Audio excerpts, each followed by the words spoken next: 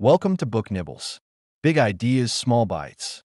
Mark Manson's The Subtle Art of Not Giving an F is not the kind of self-help book that sugarcoats life's difficulties with affirmations, motivational quotes, or relentless optimism.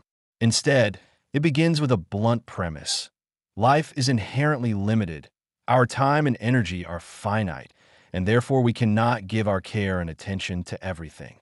The problem is that many people squander their limited emotional energy on things that do not really matter, while neglecting the values and struggles that could give their lives depth and meaning. Manson's central argument is that the quality of our lives is determined not by the number of positive experiences we accumulate, but by the quality of problems we choose to engage with and the values we prioritize. Mark Manson begins with a story that captures the essence of his philosophy: the strange success of Charles Bukowski, the alcoholic, womanizing, self-loathing poet and novelist who lived much of his life as a failure by most conventional standards. Bukowski could not hold down a steady job, was rejected by publishers for years, and spent decades in obscurity.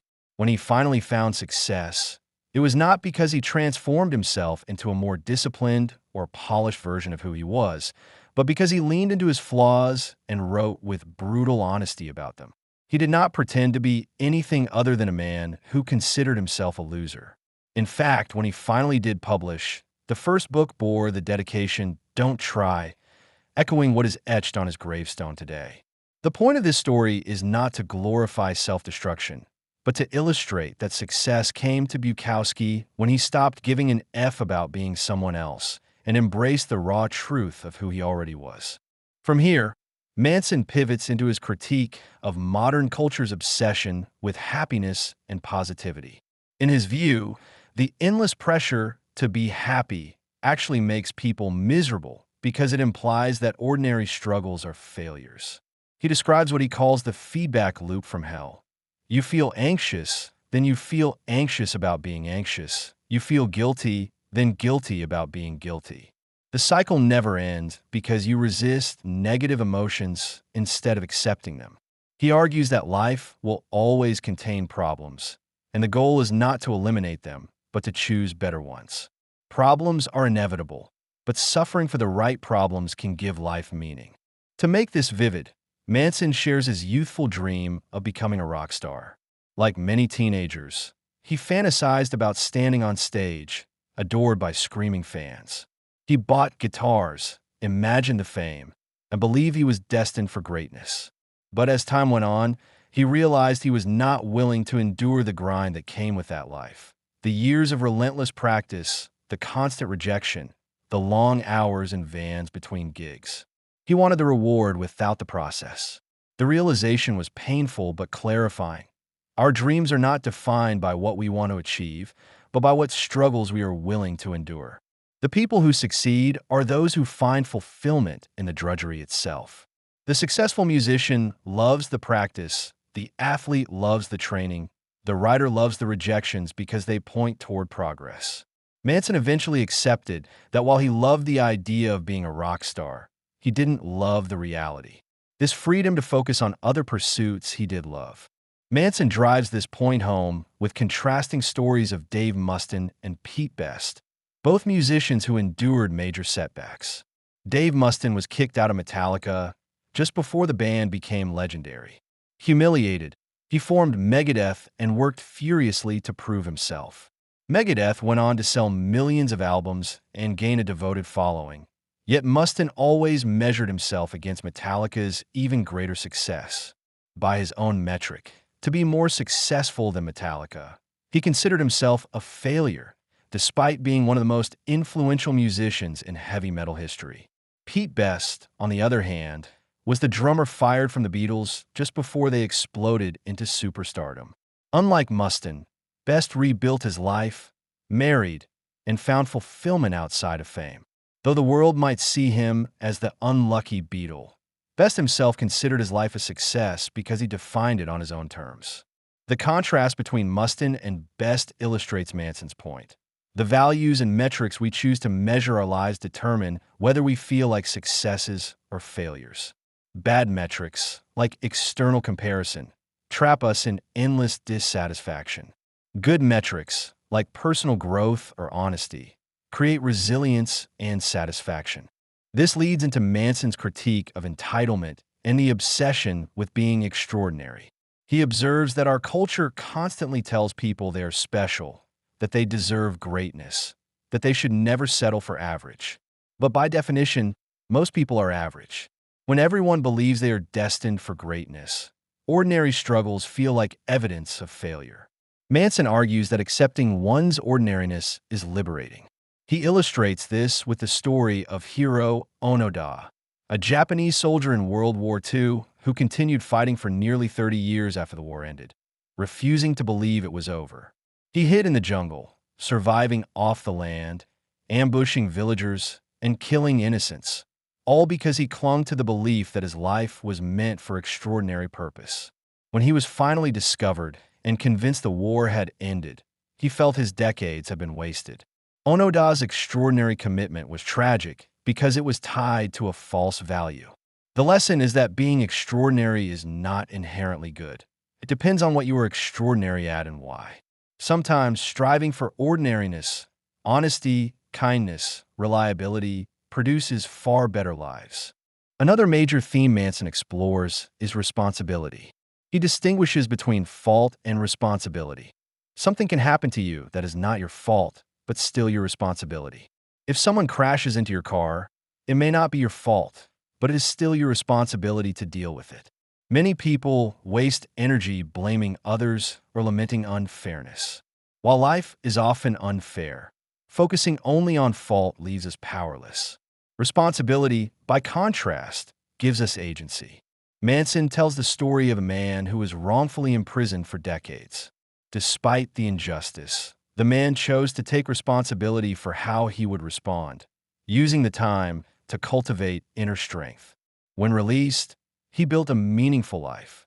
The point is not that injustice disappears, but that responsibility allows us to reclaim power in any circumstance.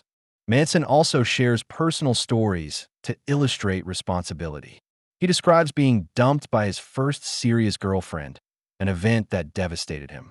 At first, he blamed her, cursed his luck, and wallowed in bitterness.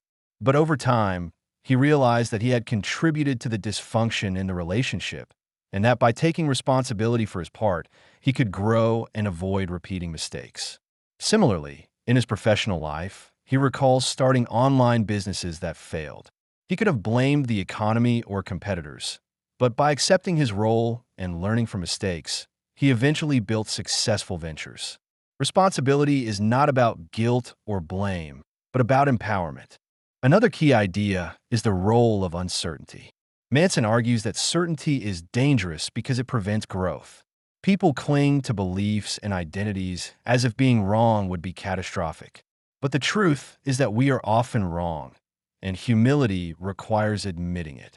Manson describes his own arrogance in his 20s, when he thought he had everything figured out. Life humbled him repeatedly, teaching him that wisdom comes from questioning oneself. He encourages readers to adopt the belief, "I might be wrong," as a guiding principle. This attitude keeps us flexible and open to learning. To overcome paralysis in the face of uncertainty, Manson introduces what he calls the do something principle. Many people wait for motivation before acting, but motivation is unreliable. Instead, action creates its own momentum. By starting small, writing a paragraph, taking a short walk, making one phone call, you create feedback which clarifies what to do next. Manson shares how he used this principle when building his blog. He did not wait for perfect inspiration. He wrote consistently, posted content, and learned from the responses.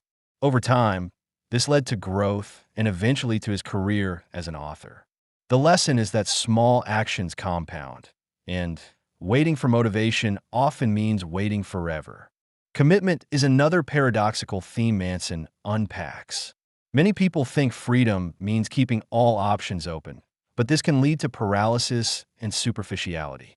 When everything is possible, nothing feels meaningful. True freedom comes from commitment, which narrows choices but deepens experience. Manson shares his own decision to marry. At first, he resisted commitment, fearing it would limit his freedom.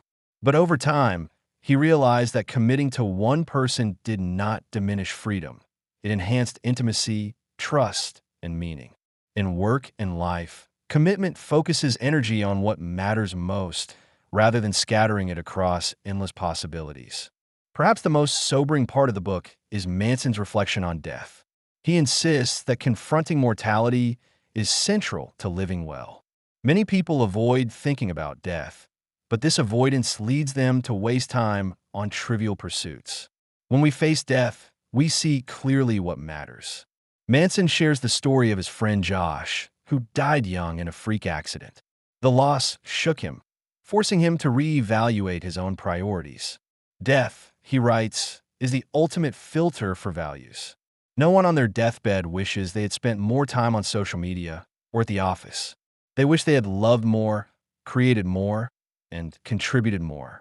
Accepting death makes us more alive because it sharpens our focus. Another personal story comes from Manson's travels. He recalls visiting various countries, meeting people who lived with far less material wealth than he had, yet often seemed happier. These experiences taught him that happiness is not tied to wealth or comfort, but to values and relationships. He also tells of a near-death car accident that jolted him into realizing how fragile life is. These moments of confrontation with mortality stripped away trivial concerns and reinforced his philosophy. The subtle art of not giving an F is about choosing where to invest our limited time and energy. Throughout the book, Manson sprinkles humor and bluntness. He mocks self-help cliches, such as the obsession with 10 hacks for success, noting that such shortcuts rarely address deeper values.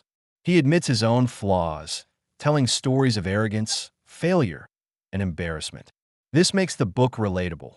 He does not present himself as a guru, but as someone stumbling along like the rest of us. His profanity is not gratuitous, but purposeful, cutting through pretense to emphasize the rawness of life. Taken together, the anecdotes, Bukowski's gravestone, Mustin's bitterness, Best's peace, Onoda's tragedy, Manson's failed rock dream, his breakup, his travels, his marriage, his friend's death, weave into a philosophy that challenges the culture of endless positivity. Life is hard, unfair, and finite. Problems are constant, but we can choose better problems. Values shape everything, and good values are those within our control, sustainable, and rooted in reality. Responsibility empowers us, doubt humbles us, commitment frees us, and mortality clarifies what matters. The practical lessons are woven throughout. If you struggle with anxiety, stop resisting it and accept it as natural. If you feel paralyzed, take one small action to break the cycle. If you measure success by external comparisons, shift to internal metrics. If you fear commitment, consider how it deepens meaning. If you avoid thinking about death, confront it to sharpen priorities. These are not quick fixes, but ways of reorienting life. By the conclusion, Manson has reframed the idea of not giving an F. It is not about apathy or nihilism. Apathy means caring about nothing, but his philosophy is about caring selectively. Since our time and energy are limited, we must choose carefully. The subtle art is to ignore the trivial, embrace the meaningful, and accept that suffering and death are part of life. This perspective is both sobering and liberating. In reviewing the book, one sees why it resonated so widely. It offers no false promises of constant happiness or effortless success. Instead, it delivers honesty grounded in stories that stick in the memory. The image of Bukowski's gravestone, the bitterness of Mustin, the humility of Pete Best, the jungle vigil of Onoda, the fragility revealed by Josh's death. These are not abstract lessons, but concrete reminders of life's messiness. Manson's genius is to take these stories and weave them into a philosophy that, while blunt and irreverent, is deeply humane. It tells us that life is limited, and that this limitation is what gives it value. And that's it. The Subtle Art of Not Giving an F by Mark Manson. Thanks for listening to Book Nibbles. If you enjoyed this bite-sized book, Don't forget to subscribe for more quick, insightful summaries. See you in the next nibble.